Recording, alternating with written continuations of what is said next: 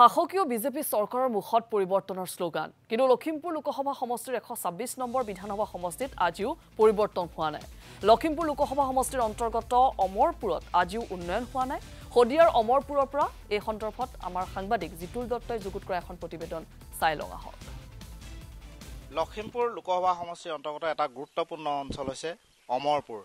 হদিয়া বিধানসভা সমষ্টিৰ অন্তৰ্গত অসমৰ আদিম ভূমিপুত্ৰ মিচিং জনগোষ্ঠীয় অধ্যুষিত অঞ্চল হিচাপে পৰিচিত অমৰপুৰত বিগত সংসদীয় কাৰ্যকালত প্ৰধান বৰুৱাই কি কাম কৰিলে এই সম্পৰ্কে জানিবলৈ আজি আমি উপস্থিত হৈছোহি অতি দুৰ্গম অমৰপুৰ অঞ্চলত।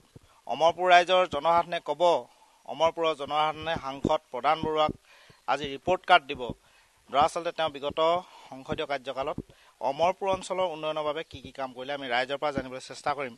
অমৰপুৰ এটা গুৰুত্বপূৰ্ণ অঞ্চল, এফালে দিবাং নদী আছে, এফালে ব্ৰহ্মপুত্ৰ, ঠিক নদী দ্বীপৰ দৰে এটা অঞ্চল। এই অঞ্চলটো উন্নয়নৰ কাৰণে বিগত সময়ছোৱাত আপোনালোকৰ সাংসদ MP প্ৰধান বৰুৱাই কি কাম কৰিলে?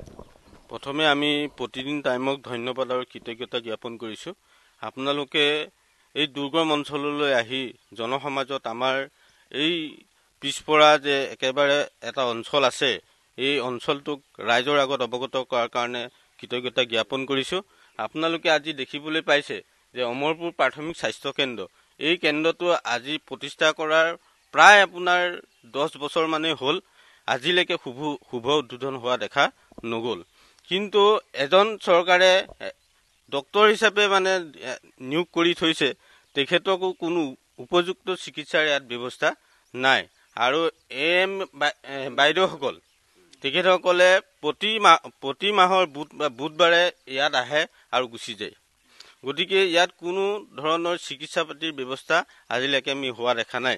বিভিন্ন সমস্যাৰ মাজত আমাৰ অমৰপুৰ অঞ্চলৰ ৰাইজসকলে মানে ভুক্তভোগী হৈ আছে। ইয়াত যদি কোনোবা বাইচান্স ডেলিভাৰী হৈ যায়, তেতিয়াহ'লে আমি এখন আমাৰ দিবাং নামৰ এখন নদী আছে, এই নদীখন পাৰ হৈ তাত পোৱা মানে প্ৰায় মাজবাটতে বহু মানে ৰোগী আমি মৃত্যুৰ মুখত পোৱাৰ দেখি আছোঁ। আপোনাক এটা কথা সুধো, আমাৰ অমৰপুৰ অঞ্চলত কিমানখন গাঁও আছে? আমাৰ এই অঞ্চলত প্ৰায় 40খন গাঁও আছে আৰু ভোটাৰ্ছ হিচাপে প্ৰায় 10,000ৰো অধিক ভোটাৰ্ছ আছে। কিন্তু প্ৰধান বৰুৱা আমাৰ সাংসদ হয়, তেখেতে আজি পৰ্যন্ত তেখেতে সাংসদ হ'ল, আমাৰ অমৰপুৰলৈ অহা দেখা নগ'ল। কিন্তু তেখেতে আহিব, কেতিয়া আহিব? যেতিয়া ইলেকশ্যন আহিব তেতিয়া ভোট সংগ্ৰহ কৰিবৰ কাৰণে তেখেত আমাৰ মাজলৈ আহিব।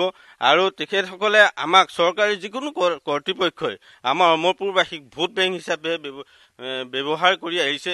কোনো আমাৰ চৰকাৰী অনুষ্ঠান প্ৰতিষ্ঠানৰ প্ৰতি তেওঁলোকৰ কোনো আজিলৈকে গুৰুত্ব আৰোপ কৰা দেখা পোৱা নাই। গতিকে আজি